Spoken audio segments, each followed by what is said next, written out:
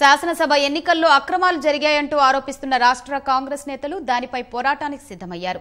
తెలంగాణ రాష్ట్రంలో స్వేచ్ఛగా పారదర్శకంగా ఎన్నికలు నిర్వహించడంలో కేంద్ర ఎన్నికల సంఘం వైఫల్యం చెందిందని ఆరోపిస్తూ హైదరాబాద్లోని ఇందిరా పార్క్ వద్ద విపక్ష నేతలు ధర్నా నిర్వహించారు. అనంతరం కాంగ్రెస్ నేతలు హైకోర్టులో పిటిషన్ వేశారు.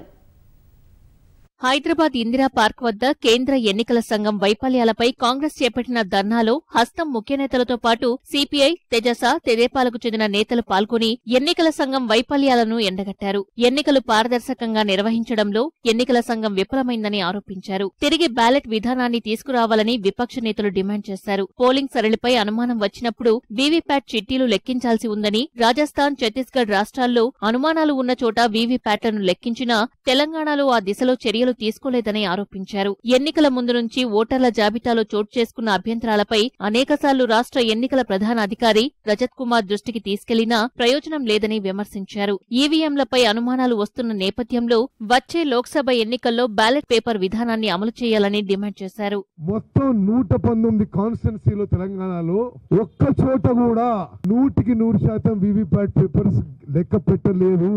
అనుమానాలుంటే అనుమానాలు లేకుండా చేయడానికి కదా వీవీప్యాట్ పేపర్స్. ఎందుకు తెలంగాణలో ఓటర్ లిస్టు సవరించకుండా ఎలక్షన్ పోయిందో ఇప్పటివరకు ఎవరు సరియైన సమాధానం చెప్తలేరు.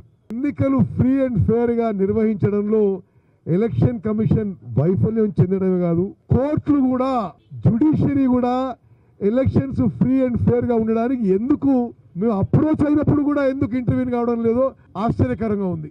పార్లమెంట్ ఎన్నికలకి తప్పనిసరిగా బ్యాలెట్ పేపర్లే పెట్టాలి. ప్రజాస్వామ్యాన్ని నిలబెట్టాల్సినటువంటి ఈ ఎన్నికల కమిషన్ మీదనే అనుమానాలు ఇంత పెద్ద ఎత్తున ఏర్పడినప్పుడు ఆ అనుమానాలను నివృత్తి చేయవలసినటువంటి బాధ్యత ఎన్నికల కమిషన్ పైన చాలా స్పష్టంగా ఉంది. వెంటనే ఎన్నికల కమిషన్ దీంట్లో తగు నిర్ణయం చేయవలసినటువంటి సమయం వచ్చిందని నేను భావిస్తా ఉన్నాను. కోర్టు ముందు ఉంటేనే న్యాయం జరగండి, ఇవాళ వదిలిపెడితే న్యాయం జరుగుతుందనే భరోసా లేదు. కాబట్టి మనం ఇవాళ గట్టిగా ఎలక్షన్ కమిషన్ మీదనే ఒక నిరసన వ్యక్తం చేస్తున్నాం.